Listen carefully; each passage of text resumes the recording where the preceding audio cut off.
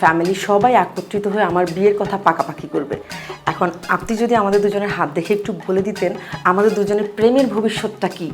হ্যাঁ ভাই, আপনি আমাদেরকে একটা বড় পাথর দিন, যাতে পরিবারের সব ঝামেলা এক পাথরে শেষ হয়ে যায়। দেখি দেখি আপনাদের দুজনে হাত দেখি।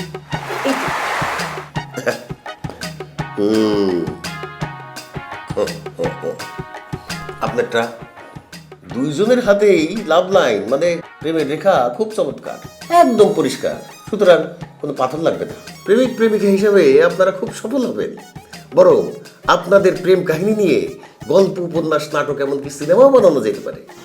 আপনি ঠিকই বলেছেন, আসলে ও আমার অনেক টেক কেয়ার করে, আমার মতের বিরুদ্ধে একটা কথাও বলে না, আমাকে অনেক সময় দেয়। জান, যতদিন সম্ভব প্রেমিক জুটি হিসাবে এইভাবে দুইজন দুইজনকে সময় দেন।